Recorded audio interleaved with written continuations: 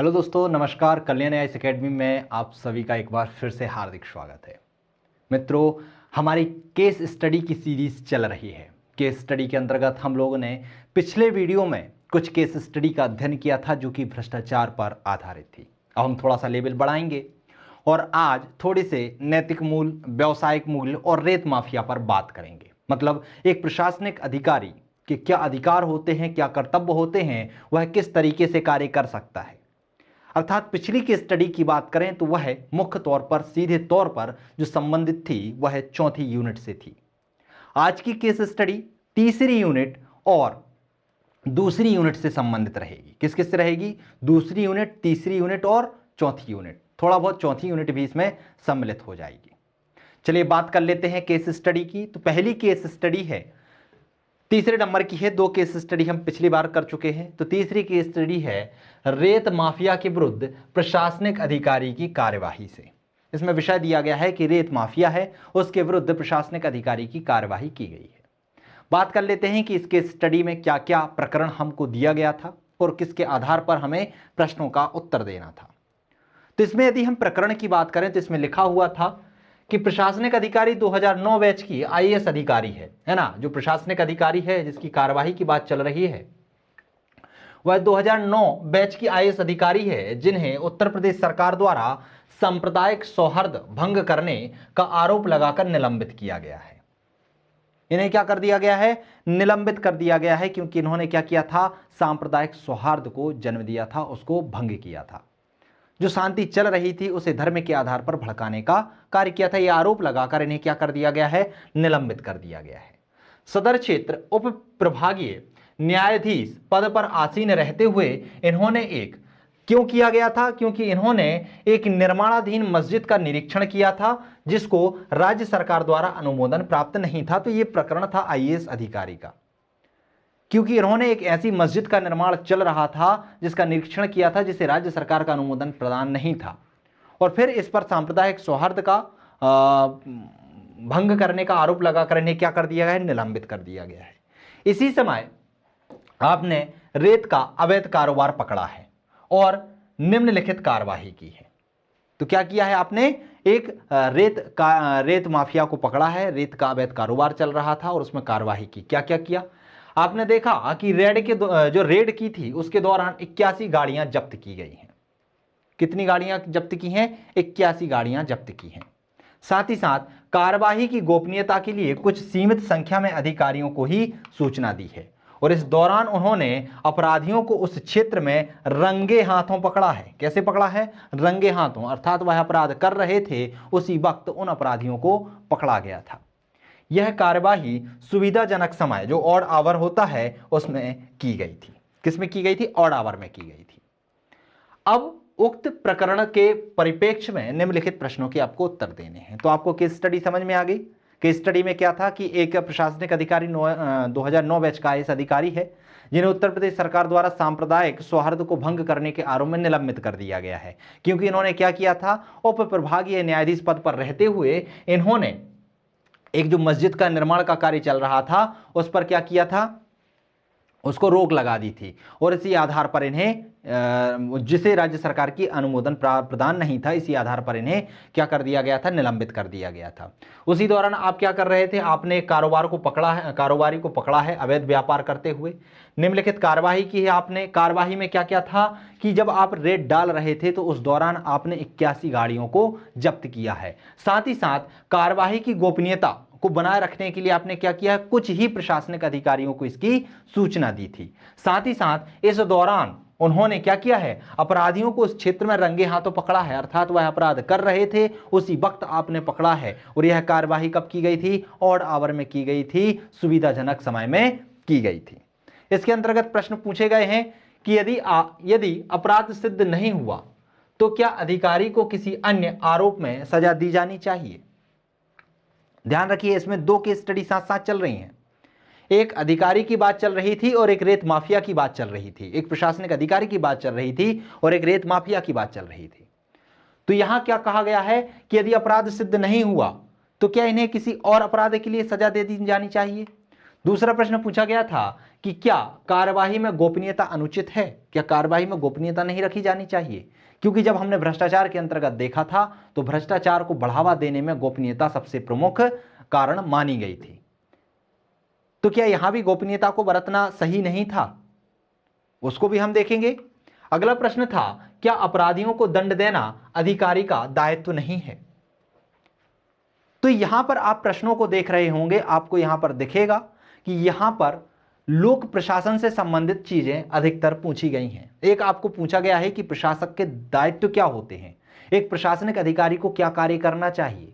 उसी तरीके से कुछ संविधान की चीजें भी दी गई हैं कि क्या एक अपराध के लिए एक से अधिक दंड दिया जा सकता है, या मान लीजिए उसका अपराध सिद्ध नहीं हुआ है तो उसे किसी और अपराध के कारण सजा दी जानी चाहिए, या गोपनीयता से संबंधित अर्थात चौथा पेपर जो भ्रष्टाचार से संबंधित है वहां से भी इसमें प्रश्न पूछे गए हैं, क्योंकि भ्रष्टाचार का सबसे प्रमुख कारण गोपनीयता को माना गया था। और यहां पर कहा गया है कि जो कार्यवाही रेत माफियाओं पर की जा रही थी, क्या उसमें गोपनीयता बरतना उचित है या उचित नहीं है, क्या प्रशासनिक अधिकारी को गोपनीयता बरतना चाहिए था। चलिए इन प्रश्नों के उत्तर को हम एक एक करके समझने का प्रयास करते हैं। पहला प्रश्न था कि यदि अपराध सिद्ध नहीं हुआ है तो क्या अधिकारी को किसी अन्य आरोप में सजा दी जानी चाहिए। तो यदि अपराध सिद्ध नहीं हुआ है तो अधिकारी को किसी अन्य आरोप में सजा दिया जाना क्या है, अनुचित है। क्यों? क्योंकि संविधान में भी सीधा सीधा वर्णित है कि एक व्यक्ति को एक अपराध के लिए एक ही बार सजा दी जाएगी। दूसरी बात कि अपराध सिद्ध होने के बावजूद ही उसे सजा दी जाएगी, और अपराध जिस स्तर का होगा, जिस परिस्थिति में किया जाएगा, उसी के आधार पर उसे दंड का प्रावधान किया गया है। न्यायालय में भी कहा गया है कि जब तक व्यक्ति का अपराध सिद्ध नहीं हो जाता तब तक उसे अपराधी नहीं माना जाएगा, भले ही उसने अपराध क्यों ना किया हो। तो अपराध सिद्ध होने के बावजूद ही उसे दंड दिया जाएगा, उसके बगैर आप किसी अन्य आरोप में या बगैर आरोप में उसे दंड देना क्या होगा, अनुचित होगा। प्रशासनिक अधिकारी ने अपने कार्य दायित्व के अनुरूप ही कार्य किया था। क्यों?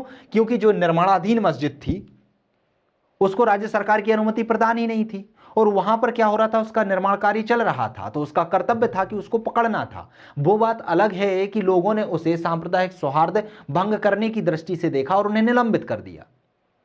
उसने क्या किया था, उसने तो उसे जो कर्तव्य, उसे जो दायित्व सौंपे गए थे उसी के अनुसार कार्य किया था। निरीक्षण करना उसका दायित्व की श्रेणी में आता है, इस रूप उन्होंने अपनी ड्यूटी निभाई है।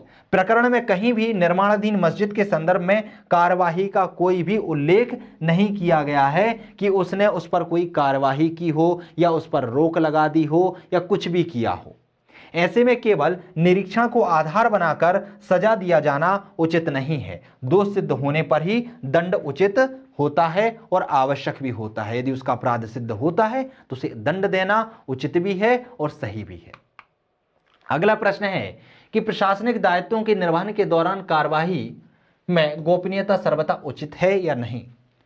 तो देखिए दोस्तों, जब भी प्रशासनिक अधिकारी कोई ऑपरेशन करता है या कोई कार्यवाही करता है तो उसमें गोपनीयता बरतना बहुत ही जरूरी होता है। हम लोगों ने भ्रष्टाचार के अंतर्गत पढ़ा था कि नियम जो होते हैं, या फिर आप कोई ऐसा कार्य कर रहे हैं जो जनता से सीधा संबंधित है, उसमें गोपनीयता बरतना भ्रष्टाचार को बढ़ावा देता है। लेकिन यदि कोई कार्यवाही है जो किसी व्यक्ति की धरपकड़ से संबंधित है या किसी उत्खनन से संबंधित है या किसी घोटाले से संबंधित है, तो उसमें गोपनीयता बरतना अति आवश्यक होता है। यदि आप गोपनीयता को सही तरीके से नहीं बरतेंगे तो जो अपराधी होता है वह सतर्क हो जाता है और उसको पकड़ना मुश्किल हो जाता है। वह उस स्थान से भाग जाता है, वह अपने द्वारा किए गए कर्तव्यों या उसके द्वारा जो किए गए कार्य होते हैं उसके सबूतों को मिटाने का कार्य करने लगता है। या उसे पता चलता है कि ये गवाह हैं तो उन्हें खरीदने का कार्य या उन्हें धमकाने का कार्य भी वह करने लगता है, जिस कारण से वह सजा पाने से क्या हो जाता है, दूर हो जाता है। उसके द्वारा किए गए कृत्यों के कारण उसे सजा मिलना मुश्किल हो जाता है। इसलिए प्रशासक द्वारा यदि कोई कार्यवाही की जा रही है तो उसमें गोपनीयता बरतना अति आवश्यक है। चलिए देख लेते हैं क्या लिखा है यहां पर। प्रशासनिक अधिकारी यदि उचित निरीक्षण में गोपनीयता नहीं रखता है तो अपराधियों को न केवल भागने का मौका मिल जाएगा बल्कि संबंधित साक्ष्य मिटाने का भी अवसर मिल जाएगा। सतर्क हो जाने की स्थिति में औचक निरीक्षण एवं कार्यवाही का औचित्य समाप्त हो जाएगा। ऐसे में प्रशासनिक अधिकारी अपने विश्वसनीय सहयोगों के साथ ही कार्यवाही करते हैं। अवैध गतिविधियों पर कार्यवाही एवं रंगे हाथों पकड़ने के लिए गोपनीय तरीके से कार्यवाही किया जाना आवश्यक है और ऐसी कार्यवाही करने की अनुमति अपने वरिष्ठ अधिकारियों से प्राप्त करने के बाद गोपनीयता को वैधता प्राप्त हो जाती है और यह वैधता बहुत ही उचित मानी जाती है।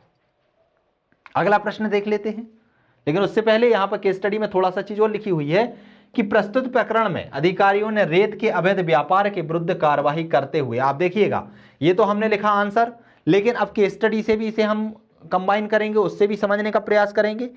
हम जब केस स्टडी पढ़ रहे थे तो उसमें स्पष्ट तौर पर लिखा हुआ था कि रेत माफिया को पकड़ते वक्त क्या क्या चीजें हुई थी। तो उसमें लिखा हुआ था कि इन्होंने 81 गाड़ियों को जब्त किया है और अपराधियों को उस क्षेत्र में रंगे हाथों पकड़ा है।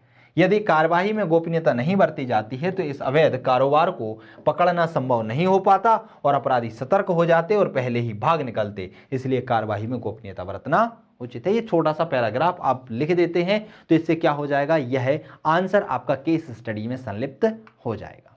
अगले प्रश्न की बात कर लेते हैं जिसमें लिखा हुआ है कि अपराधियों को दंड देना अधिकारी का दायित्व है या नहीं। तो दोस्तों, अधिकारी का दायित्व क्या होता है? जो विधायिका द्वारा नियम और कानून बनाए जाते हैं उनके तहत उसका पालन करना या उसे लागू कराना। यदि आप एक प्रशासनिक अधिकारी हैं, यदि आप पुलिस सेवा में हैं, तो आप क्या करेंगे?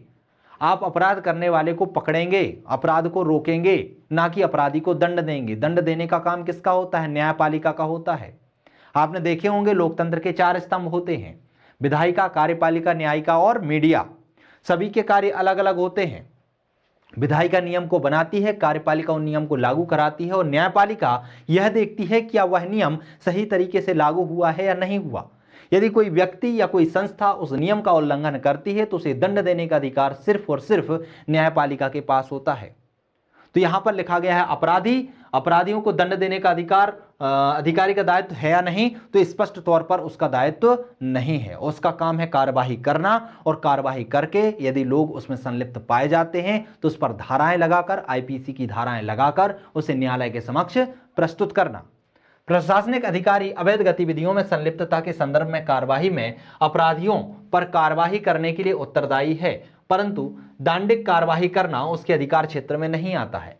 प्रशासनिक अधिकारी जब भी कहीं छापेमारी करते हैं तो उसके लिए वह क्या करते हैं? स्थानीय पुलिस के सहयोग से एवं उपस्थिति में ही करते हैं, क्योंकि स्थानीय पुलिस के कर्तव्य अलग होते हैं, उसके अलग होते हैं, तो उसे उसका सहयोग लेना ही पड़ता है। साथ ही साथ कार्यवाही के दौरान यदि अपराधियों की धरपकड़ करनी है या जब्ती करनी है या कुर्की करनी है तो उसमें भी पुलिस प्रशासन का क्या मांगा जाता है? सहयोग लिया जाता है। कार्यवाही के उपरांत आरोपी पर एफआईआर दर्ज करने के साथ ही यह प्रक्रिया न्यायिक क्षेत्र का भाग बन जाती है। जैसे ही आप एफआईआर दर्ज करते हैं, उस पर आईपीसी की धाराएं लगाते हैं, तो फिर वह कार्यवाही किसकी बन जाती है? न्यायिक क्षेत्र के अंतर्गत आ जाती है। भारतीय दंड संहिता के अनुरूप अपराधी को निम्न धाराओं के अंतर्गत सजा दी जाती है। प्रशासनिक अधिकारी अपराधियों को स्वयं दंड नहीं देते, बल्कि कानून के अनुसार निर्धारित विधि प्रक्रिया का पालन करते हुए अपना दायित्व का निर्वहन करते हैं।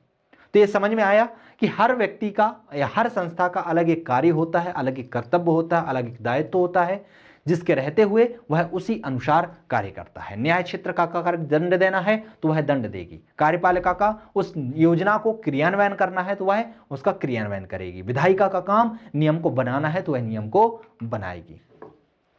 प्रस्तुत प्रकरण में प्रशासनिक अधिकारी द्वारा रेत के अवैध खनन कारोबार को पकड़ने और जब्ती करने का उल्लेख मिलता है। प्रकरण में भी दंड की कोई कार्यवाही देखने को नहीं मिलती है।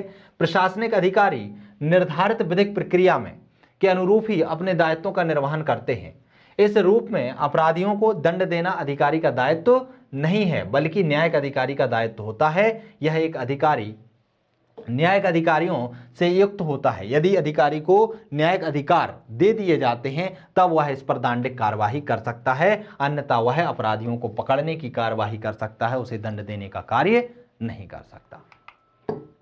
तो इसके साथ ही ये केस स्टडी समाप्त हुई जिसके अंतर्गत ये प्रश्न पूछे गए थे। अब केस स्टडी को पढ़ने के बाद आपको समझ में आया होगा कि इसको किस तरीके से लिखा गया है। इसमें देखा गया है कि एक लोक प्रशासक के कार्य क्या होते हैं, उसके कर्तव्य क्या होते हैं, उसे कितने अधिकार प्रदान होते हैं, वह क्या क्या कार्य कर सकता है और किन कानूनों को या किसके अंतर्गत कर सकता है। क्लियर है? उनका उपयोग करते हुए इस केस स्टडी को सॉल्व किया गया है। अब अगली केस स्टडी की बात कर लेते हैं, जो कि व्यावसायिक नैतिकता और नैतिक मूल्यों के संघर्ष पर आधारित है। अगली केस स्टडी की बात करें तो वह व्यावसायिक नैतिकता और मूल्यों के संघर्ष पर आधारित है, अर्थात इसमें व्यावसायिक मूल्य और नैतिक मूल्यों का संघर्ष आपको देखने को मिलेगा। चलिए समझ लेते हैं कि केस स्टडी क्या कहती है और आखिर इसके तहत क्या प्रश्न पूछे गए हैं। तो केस स्टडी में पढ़ते हैं कि एक पुरानी कर्मचारी है, कैसी है, पुरानी है, बहुत समय से कार्य कर रही है, लेकिन उसके बुरे गुणात्मक कार्य, मतलब उसका कार्य जो हो रहा है कैसा है, बुरा गुणात्मक हो रहा है, अनुपस्थिति और शराब पीने की वजह से होने वाली देरी के कारण उसे नौकरी से निकाल दिया गया है। इनको आप समझने का प्रयास करिए कि एक कोई पुराना कर्मचारी है, पुराना है मतलब पहले वो कार्य अच्छा करता रहा होगा, लेकिन अब उसमें कुछ अवगुण आ गए हैं, जैसे शराब पीने की आदत उसमें आ गई है, जिसकी वजह से उसके कार्य में क्या हो गई है, कमी आ गई है, गुणात्मक रूप से वह खराब हो गए हैं, वह बार बार अनुपस्थित रहने लगा है, कार्य में देरी होने लगी है और इसके कारण उसे क्या हुआ है, नौकरी से निकाल दिया गया है। उसने आपको सूचित किया है कि उसने अन्य किसी कंपनी में एक पद के लिए आवेदन दिया है। वह कहता है, उसने आपको सूचित किया है कि मैंने किसी और कंपनी में क्या किया है, आवेदन दिया है नौकरी के लिए, और पहले से ही आपका नाम संदर्भ के रूप में दे दिया है। क्या कहा है, आपको सूचित करते हुए कहा है कि आपका नाम उसने पहले ही उस कंपनी को दे दिया है कि यदि आपको मेरे बारे में कोई भी जानकारी प्राप्त करनी है तो आप इन व्यक्ति से पूछ लीजिए जो फलाना कंपनी में कार्य करते हैं। उसे काम की अत्यधिक आवश्यकता है। क्यों? क्योंकि वह 3 बच्चों की अकेली अभिभावक है। वह आपसे अच्छी सिफारिश करने के लिए कहती है कि उसके शराब पीने की समस्या को इसमें संलिप्त ना किया जाए, जिससे उसे आश्वस्त किया है कि उसने इस समस्या पर नियंत्रण पा लिया है। केस स्टडी को समझने का प्रयास कीजिएगा, नॉर्मली से ले लीजिए। मान लीजिए कोई 2 व्यक्ति हैं जो एक ही कंपनी में कार्य कर रहे थे, बहुत घनिष्ठ मित्र हैं, और एक व्यक्ति बहुत पहले से कार्य कर रहा था, लेकिन अब उसमें एक कुरीति आ गई है, वह शराब पीने लगा है, जिस कारण से उसके कार्यों की गुणात्मकता में कमी आ गई है, वह बार बार अनुपस्थित रहने लगा है, कार्य में देरी करने लगा है, जिस कारण से उसे कंपनी ए से निकाल दिया गया है। समझने का प्रयास करना, उसे कंपनी, 2 कंपनियां ए और बी, उसे ए से निकाल दिया गया है। अब वह व्यक्ति को, चूंकि वह व्यक्ति जो है वह 3 बच्चों का अकेला अभिभावक है, मतलब 3 बच्चों की जिम्मेदारी उसके ऊपर है, उसको नौकरी की अति आवश्यकता है। अब वह व्यक्ति आपसे कहता है, अर्थात दूसरे व्यक्ति से कहता है कि मैंने कंपनी बी में क्या किया है, आवेदन दिया है नौकरी के लिए, और उनसे आपकी रिकमेंडेशन की है, मतलब आपसे पूछने के लिए कहा है। क्योंकि क्या होता है, जब आप कहीं किसी कंपनी में जाते हैं दूसरी कंपनी को छोड़कर, तो वह पूछते हैं कि आपने वो कंपनी क्यों छोड़ी है, क्या आपको निकाल दिया गया है, और उसकी पुष्टि करने के लिए वह कंपनी में किसी से बात भी करते हैं कि आप झूठ तो नहीं बोल रहे। तो यह बाद में सूचित करते हैं, कब, उस कंपनी में आवेदन देने के बाद दूसरे व्यक्ति को, जो साथ वाला दोस्त है, उसको सूचित करते हैं कि मैंने आपका नाम दे दिया है, और यदि वो आपसे मेरे बारे में पूछें तो आप ये मत बताना कि मैंने शराब के कारण मुझे कंपनी से निकाला गया है। आप उस चीज को छोड़ देना, और मैं आपको आश्वस्त करता हूं या करती हूं कि मैंने शराब की जो आदत थी मेरी, वो मैंने छोड़ दी है और मैं अच्छे से कार्य करूंगी। आपको भी समझ में आ रहा है कि यार सामने वाला व्यक्ति है, यह अभिभावक है, 3 बच्चों की इसके ऊपर जिम्मेदारी है, और ये बहुत अच्छा कर्मचारी था, पहले से बहुत अच्छा कार्य कर रहा था, लेकिन यदि शराब पीना या छोड़ देता तो यह बहुत अच्छा कार्य करता रहता। लेकिन उसने अनैतिक कार्य यह कर दिया कि आपसे बगैर पूछे उस कंपनी में आपका नाम दे दिया। वह आपका नाम दे दिया है और आपसे झूठ बोलने के लिए कह रहा है, क्योंकि उसे कंपनी से निकाला गया था, और वह आपसे कह रहा है कि आप ये कह दीजिए कि मुझे कंपनी से उसके कारण नहीं निकाला गया, बल्कि क्यों निकाला गया है। यहां पर देखिए, शराब पीने की समस्या को इसमें संलिप्त ना किया जाए, उसने आश्वस्त किया है कि छोड़ दिया है। उसने कहा है कि स्वास्थ्य कारणों से, अस्वस्थता के कारण उसने ही कंपनी को छोड़ दिया था। उसने आपसे यह भी कहा है कि उसने पारिवारिक चिकित्सा संकट की वजह से, ये लिखा है, पारिवारिक चिकित्सा संकट की वजह से कंपनी को स्वेच्छा से छोड़ा है। अर्थात वो कहता है कि आप झूठ बोल दीजिएगा कि आपको कंपनी से निकाला नहीं गया, आपने खुद स्वेच्छा से उस कंपनी को छोड़ा है। कंपनी उसके काम से बहुत खुश थी, आप उस व्यक्ति को पसंद करते हैं और विश्वास है कि वह एक अच्छी कर्मचारी है। अगर वह शराब नहीं पीती है तो वह बहुत अच्छी कर्मचारी है, लेकिन आपको शक है, ये ध्यान रखिएगा, आपको शक है कि वह वास्तव में उसने अपनी शराब पीने की समस्या से निजात पा लिया है। आपको लगता है कि यार हो नहीं सकता कि इसने शराब छोड़ दी है, और इसी वजह से आप अपनी कंपनी को उसे वापस पर काम रखने की सिफारिश भी नहीं करेंगे। तो जब आप अपनी कंपनी में उसे रखने की सिफारिश नहीं करेंगे तो दूसरी कंपनी का यदि फोन आएगा तो क्या आप उससे झूठ बोलेंगे? अब यहां पर दो मूल्य फंस जाते हैं, एक फंस जाता है व्यवसायिक मूल्य और एक फंस जाता है नैतिक मूल्य। अब यदि आप उस महिला या जो सहपाठी है उसका साथ नहीं देते हैं तो उससे क्या हो जाएगा? उससे आपका व्यवसायिक मूल्य तो बना रहेगा लेकिन नैतिक मूल्य, क्यों? क्योंकि वह अभिभावक है और 3 बच्चों की जिम्मेदारी उसके ऊपर है। तो नैतिक मूल्य क्या हो जाएगा? उसमें गिरावट आ जाएगी। और यदि आप उसका साथ देते हैं तो व्यवसायिक मूल्य, क्यों? क्योंकि आपको झूठ बोलना पड़ेगा। आप खुद अपनी कंपनी में उसे रखना नहीं चाहते और दूसरी कंपनी में आप रिकमेंड कर रहे हैं। तो इस तरीके की सिचुएशन यहां पर बन रही है। अब चलिए हम समझ लेते हैं कि आयोग ने प्रश्न क्या पूछे थे इस केस स्टडी से। तो आयोग ने प्रश्न पूछा था कि आप उस महिला को क्या कहेंगे? क्या कहेंगे से मतलब, क्योंकि उसने आपका नाम पहले ही दे दिया, आपसे बगैर पूछे दे दिया और आप बोल रही है कि ऐसा ऐसा आप कह देना। आप क्या कहेंगे? आपके सामने एक प्रश्न चिन्ह लग गया कि आप उस महिला को क्या कहेंगे। क्या आप उसको डांटने लगेंगे कि आपने मेरा नाम क्यों दिया है? दूसरा, आप उस नियोक्ता को क्या कहेंगे? क्यों? क्योंकि अब उसने नाम तो दे दिया है, उसका फोन आपके पास जरूर आएगा और जब आपके पास फोन आएगा तब आप उस नियोक्ता से क्या कहेंगे? क्योंकि आपके सामने यहां पर दो मूल्य टकराने लगे हैं, एक नैतिक मूल्य और एक व्यवसायिक मूल्य। यदि आप महिला का सपोर्ट करते हैं तो आप व्यवसायिक मूल्य का उल्लंघन करेंगे और यदि आप व्यवसायिक मूल्य को अपनाते हैं तो आप नैतिक मूल्य का उल्लंघन करेंगे।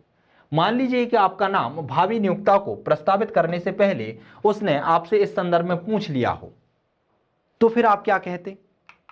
और कौन से मूल्य इस प्रकरण में दांव पर लगे हुए हैं? क्या कुछ मूल्य एक दूसरे से संघर्षरत भी हैं? तो इस तरीके के प्रश्न इस केस स्टडी में, इस प्रकरण अध्ययन में आपके समक्ष रखे गए थे और आपसे पूछे गए थे। तो पूरा का पूरा मुद्दा मूल्यों के संघर्ष से है। अब आपको यहां पर पता होना चाहिए कि व्यावसायिक मूल्य क्या होते हैं। क्या व्यावसायिक मूल्य व्यक्तिगत मूल्य से ज्यादा होते हैं? व्यावसायिक मूल्य ज्यादा होते हैं नैतिक मूल्य से, या नैतिक मूल्य बड़े होते हैं व्यावसायिक मूल्य से? यदि किसी दो मूल्यों में टकराहट होती है तो आपको निर्णय लेने में किस मूल्य की तरफ जाना है? आपको किस तरीके से निर्णय लेना है? तो यहां पर जो नीति शास्त्र है, नीति शास्त्र में जो मनोविज्ञान है उसका सहारा लेना अति आवश्यक हो जाता है। तो चलिए हम समझने का प्रयास करते हैं एक एक करके इन प्रश्नों को। तो सबसे पहला उत्तर था कि आप उस महिला को क्या कहेंगे। तो सर्वप्रथम उस महिला ने क्या किया है? आपकी अनुमति के बिना उस व्यक्ति को या सामने वाली कंपनी को आपका नाम संदर्भित कर दिया है, तो आप इस पे सबसे पहले तो आपत्ति दर्ज करेंगे। क्यों? क्योंकि आपकी अनुमति के बगैर उसने वह काम किया है और आपसे झूठ बोलने का कह रही है। महिला नाम संदर्भित करने के बाद सूचित करने के साथ सिफारिश करने के लिए भी कह रही है, जो कि व्यावसायिक मूल्यों के अनुसार सही नहीं है, क्योंकि उस महिला ने तो गलत काम किया ही है जिसकी वजह से उसे कंपनी से निकाला गया है। और अब वो बोल रही है कि आप भी झूठ बोलो, आपके जो व्यावसायिक मूल्य हैं आप भी उसके विरुद्ध चले जाओ। तो इसके लिए आप क्या करोगे? सबसे पहले उस महिला से आपत्ति दर्ज करेंगे कि आपने आखिर ऐसा क्यों किया। फिर इसलिए इस संदर्भ में महिला से आपत्ति दर्ज कराना आवश्यक है, क्योंकि रोजगार पाने के लिए उसने सर्वथा अनुचित जो मार्ग होता है उसको अपनाया है। एक इसी मार्ग के चलते हुए इसे एक नौकरी से निकाला था और दूसरी नौकरी भी वह उसी अनुचित मार्ग के द्वारा प्राप्त करना चाह रही है। व्यवसायिक संबंधों में न्यूनतम शिष्टाचार एवं नैतिकता का पालन किया जाना अति आवश्यक होता है। यह बात उस महिला को हमें समझाना जरूरी होगा, क्योंकि यदि वह इस बात को नहीं समझेगी तो वह बार बार नौकरियों से निकाली जाएगी। क्योंकि जब उस कंपनी को पता चलेगा कि यह व्यक्ति शराब में लिप्त होता है, इसके कार्य की गुणवत्ता में कमी होने के कारण पहली कंपनी से इसे निकाला गया था, तो वह भी उसे बाहर निकाल देगा। तो इस तरीके से क्या होगा? उसे समझाना होगा कि जो व्यावसायिक संबंध होते हैं, जब आप कहीं पर नौकरी करते हैं तो उसमें न्यूनतम शिष्टाचार और नैतिकता का पालन किया जाना अति आवश्यक है। निकट भविष्य में वह इस तरह की गलतियां करने से बच सके। महिला को आगामी जिम्मेदारियों एवं भविष्य के लिए इस संदर्भ में समझाने का प्रयास भी हम करेंगे। उसे हम समझाने का प्रयास करेंगे कि आप सबसे पहले तो व्यावसायिक मूल्यों को समझो कि नौकरी करते वक्त आपको किन किन चीजों का ध्यान रखना चाहिए, ताकि आप आगे चलकर इस तरीके की गलतियां ना करें और बार बार नौकरियों से ना निकाले जाएं। फिर अगला प्रश्न है कि वह महिला कर्मचारी को यदि मेरा नाम संदर्भ के रूप में दे चुकी है, अब उसका फोन आएगा तो हम क्या कहेंगे? यदि वो हमें कॉल करेगा तो उसमें हम क्या करेंगे? तो ये तो बहुत ही जटिल स्थिति बन चुकी है, क्योंकि उस महिला को उस महिला को एक कर्मचारी के रूप में गैर जिम्मेदाराना देखा गया है। आपने देखा है कि पहले से काम अच्छा कर रही थी, लेकिन शराब की वजह से उसके कार्य की गुणवत्ता में कमी आई है और गुणवत्ता में कार्य के साथ साथ कार्य में देरी भी कर रही थी। उसी कारण से एक कंपनी से उसे निकाला गया है। उसका व्यवहार भी नैतिक व्यावसायिक नैतिकता के अनुरूप नहीं है, क्योंकि उसने दूसरी कंपनी को मुझसे बगैर पूछे मेरा नाम भी दिया है और मुझसे झूठ बोलने के लिए भी कहा है। तो उस महिला की छवि या उस कर्मचारी की छवि तो आपके मन में बन चुकी है कि वह इस तरीके से है। तो आप स्पष्ट तौर पे आपको लगेगा कि हम व्यावसायिक नैतिकता की ओर जाएंगे और स्पष्ट तौर पर सामने वाली कंपनी से कह देंगे कि नहीं, इस व्यक्ति को मत रखो, क्योंकि इसको तो पहली कंपनी से शराब पीने के कारण निकाल दिया गया है और इसने मेरा नाम भी गलत तरीके से आपके सामने प्रस्तुत किया है। लेकिन आपको यह भी रखना है कि आप उसे पसंद करते हैं, अर्थात उसके साथ बहुत घनिष्ठ संबंध हैं। दूसरी बात, आपने उसको पहले अच्छा कार्य करते हुए देखा है। तीसरी बात, वह जो कर्मचारी है उसके ऊपर नैतिक दबाव भी है। क्यों? क्योंकि 3 बच्चों की जिम्मेदारी उसके ऊपर है। यदि उसे नौकरी नहीं मिलेगी तो उन बच्चों के भविष्य पर प्रश्न चिन्ह लग जाएगा। तो आपको व्यावसायिक मूल्य तो देखना ही होगा, साथ ही साथ आपको नैतिक मूल्य को भी ध्यान में रखना होगा। अब इस स्थिति में आप क्या करेंगे? मानवीय पक्ष को देखने पर पाएंगे कि इस पर भी उसे ध्यान दिया जाना चाहिए। चूंकि महिला 3 बच्चों की अकेली अभिभावक है, इसलिए 3 बच्चों का भविष्य एवं गृहस्थ दायित्व के कारण उसे काम मिलना बहुत जरूरी है। ये महिला की पारिवारिक स्थिति और दायित्वों को देखते हुए नियोक्ता को महिला के लिए एक औसत कर्मचारी के रूप में सकारात्मक सिफारिश कर सकते हैं। हमारे पास क्या है कि हम एक औसत कर्मचारी के रूप में उसकी सिफारिश कर सकते हैं। लेकिन सबसे बड़ी बात, हमें यह भी देखना है, व्यावसायिक मूल्य को भी ध्यान रखना है। तो हम उसे स्पष्ट तौर पर कह सकते हैं कि आप एक काम कीजिएगा, कर्मचारी अच्छा है लेकिन आप उसके कार्य को देखिएगा, कार्य के आधार पर आप उसे क्या दीजिएगा? नौकरी दीजिएगा। परंतु किसी रूप में नियोक्ता को उसके कार्य दायित्वों के संदर्भ में आश्वस्त नहीं करूंगा, बल्कि नियोक्ता को महिला की परफॉर्मेंस के आधार पर निर्णय देने के लिए कहूंगा। यदि वास्तव में महिला ने शराब छोड़ दी है तो वह एक अच्छी कर्मचारी के रूप में अपने आप को सिद्ध कर लेगी और उसे नौकरी प्राप्त हो जाएगी। और इससे क्या हो जाएगा? इससे मैं भी अपनी व्यावसायिक नैतिकता में बना रहूंगा और जो नैतिक मूल्यों का उल्लंघन हो रहा था उसको भी कायम रख लूंगा, अर्थात अपना जो जवाब है वो मिला जुला प्रस्तुत कर दूंगा। इससे दोनों चीजें हो जाएंगी, सामने वाली कंपनी को भी नुकसान नहीं होगा, उस महिला को नुकसान भी नहीं होगा और मेरी व्यावसायिक जो नैतिकता है वह भी खतरे में नहीं पड़ेगी। अगला प्रश्न है कि यदि भावी नियोक्ता को मेरा नाम प्रस्तावित करने से पहले यदि वो महिला मुझसे पूछती तो फिर क्या कहता मैं?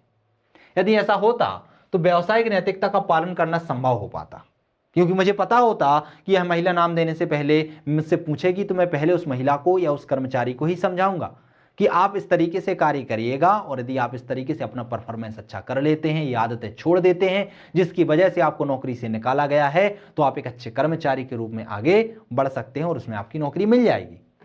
ऐसे में मेरे लिए सहमति और असहमति प्रकट करने का विकल्प खुल जाएगा। मुझसे मेरा नाम संदर्भित करने की अनुमति ना लेना या ना केवल औपचारिक रूप से गलत है बल्कि व्यावसायिक नैतिकता के प्रतिकूल भी नहीं है, अनुकूल भी नहीं है। ऐसे में मैं महिलाओं को उसकी पारिवारिक स्थिति को देखते हुए अपना काम जिम्मेदार पूर्वक करने की सलाह देकर नियोक्ता को बताता कि वह एक औसत कर्मचारी है और उसके काम में उसे काम की बहुत जरूरत है। उसकी स्थिति को देखते हुए ट्रायल के आधार पर उसे आप काम दे सकते हैं या परफॉर्मेंस आप उसको देख लीजिए और परफॉर्मेंस के आधार पर आप देख सकते हैं। अर्थात महिला की स्थिति उस कंपनी के सामने रख देता, साथ ही साथ उस महिला से भी कहता कि आप अपने अंदर या उस कर्मचारी से भी कहता कि आप अपने अंदर यह सुधार ले आइए, जिससे दोनों का भला हो जाता। नियोक्ता से सारी बातें छिपा जाना भी केवल व्यावसायिक नैतिकता के विरुद्ध है, बल्कि झूठ बोलकर अनुचित प्रक्रिया का पालन करना भी सर्वथा गलत है। इसलिए प्रस्तुत स्थितियों को देखते हुए व्यावसायिक नैतिकता एवं मानवीय मूल्यों के अनुरूप निर्णय किया जाना बहुत ही अति आवश्यक है। क्लियर हुआ? चलिए अगले प्रश्न की ओर बढ़ते हैं। अगले प्रश्न में था कि प्रस्तुत प्रकरण में व्यावसायिक नैतिकता और मानवीय मूल्य, इसमें था कि कौन कौन से मूल्य दांव पर लगे, तो दोनों मूल्य दांव पर लगे हुए हैं। यदि व्यावसायिक नैतिकता का पालन किया जाए तो महिला एवं उसके बच्चों की स्थिति को देखते हुए मानवीय मूल्यों की अवहेलना होगी, और यदि हम मानवीय मूल्यों के पक्ष में जाते हैं, उस महिला की स्थिति देखते हैं, बच्चों की स्थिति देखते हैं, तो उससे व्यावसायिक मूल्य जो होते हैं वह दांव पर लग जाते हैं, व्यावसायिक नैतिकता का पालन करना नहीं हो पाएगा। इसलिए व्यवसायिक एवं मानवीय मूल्यों तथा नैतिकता के परिप्रेक्ष्य में निर्णय किया जाना आवश्यक है। एक नियोक्ता के रूप में मैं महिला को देख चुका हूं, परंतु अब उसके शराब छोड़ देने एवं विपरीत परिस्थितियों को देखते हुए दोनों तरह के मूल्यों पर विचार किया जाना आवश्यक है। क्योंकि हमने देखा है कि उसने पहले बहुत अच्छा कार्य किया है, लेकिन बाद में उसे शराब की आदत पड़ जाने के कारण उसकी कार्य की गुणवत्ता में गिरावट आई है। लेकिन बाद की परिस्थिति भी हमें देखनी पड़ेगी कि महिला को नौकरी की अति आवश्यकता है और वह कह रही है या वह कर्मचारी कह रहा है कि उसने शराब की आदत से निजात पा लिया है। यदि वह ऐसा कर लेता है तो वह फिर से बहुत अच्छा अधिकारी बनकर या बहुत अच्छा कर्मचारी बनकर सिद्ध हो सकता है। दोनों मूल्यों का सामंजस्य कर निर्णय लिया जा सकता है, परंतु एक व्यावसायिक पेशेवर के रूप में व्यावसायिक नैतिकता एवं मूल्यों को वरीयता दिया जाना आवश्यक है। इस स्थिति के चलते ही मैं महिला को वापस आने अपने यहाँ कर्मचारी के रूप में नियुक्त नहीं करना चाहूँगा। साथ ही नियोक्ता को महिला के परफॉर्मेंस के आकलन के आधार पर निर्णय लेने की सलाह दूंगा। क्योंकि महिला पहले तो आपसे ही बोलेगी कि आप कोशिश करिए कि आपकी ही कंपनी में बुला लें, और यदि आपकी कंपनी में आप नहीं बुलाना चाहते तो कहीं और रिकमेंड कर दीजिए। तो आप देखिए, आपने देखा है कि एक बार इसको भगा दिया गया है, कंपनी ने इसके काम को देख लिया, तो आप तो वहाँ रिकमेंड नहीं करेंगे। लेकिन अन्य कंपनी में यदि उसका परफॉर्मेंस अच्छा होता है तो परफॉर्मेंस के आधार पर हम उसे सिफारिश कर सकते हैं कि आप उसका परफॉर्मेंस देख लीजिए एक बार, और यदि वह अच्छा कार्य करती है तो आप उसको रख लीजिए। अगला क्वेश्चन क्या था कि कौन कौन से मूल्य आपस में टकरा रहे हैं। तो प्रस्तुत प्रकरण में व्यावसायिक मूल्य और मानवीय मूल्य न केवल दांव पर लगे हुए हैं बल्कि एक दूसरे के संघर्षरत भी हैं। व्यक्तिगत मूल्यों पर व्यावसायिक मूल्यों को वरीयता दिया जाना आवश्यक है, क्योंकि जब आप मूल्यों का वरीयता क्रम देखते हैं तो उसमें जो व्यावसायिक मूल्य होता है वह बड़ा होता है व्यक्तिगत मूल्य से, परंतु इन प्रक्रियाओं में व्यावसायिक मूल्य भी अधिक महत्वपूर्ण है।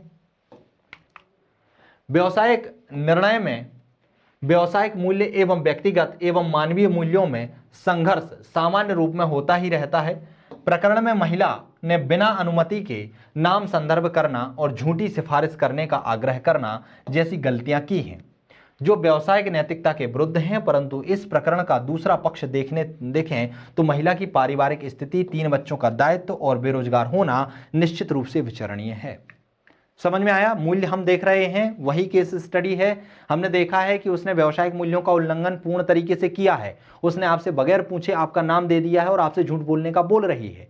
लेकिन यदि हम दूसरा पक्ष देखें कि उसने ऐसा क्यों किया, तो उसके लिए नौकरी की बहुत ज्यादा आवश्यक है, वह बेरोजगार है, उसके ऊपर 3 बच्चों की जिम्मेदारी है। तो एक तरफ लगता है कि उसने सही भी किया है और एक तरफ लगता है कि उसने गलत भी किया है। तो हमेशा आप देखेंगे कि जहां पर भी व्यक्तिगत मूल्य और व्यावसायिक मूल्य आएंगे तो वह आपस में क्या होते रहते हैं, टकराते रहते हैं। इस स्थिति में मेरे सामने व्यावसायिक प्रतिक्रिया के अंतर्गत उत्तरदायित्व, समर्पण, सत्यनिष्ठा, पद सोपान आदि की अवहेलना तथा मानवीय सहानुभूति, दया, करुणा और सहयोग के भाव के मध्य निरंतर द्वंद्व की स्थिति बनी रहती है।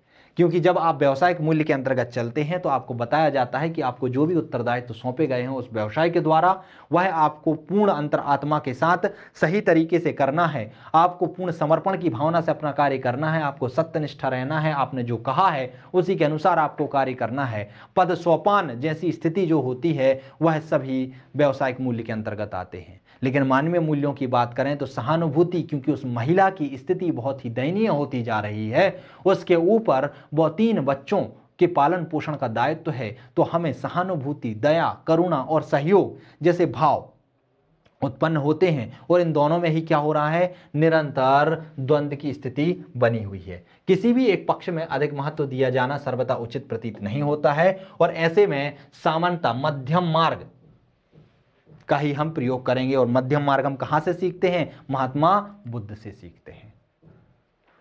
तो दोस्तों, इस तरीके से इस केस स्टडी में आपको समझ में आया किस तरीके से हम जो विचारक होते हैं उनको भी समाहित कर लेते हैं और किस तरीके से हम नैतिकता को भी समाहित कर लेते हैं।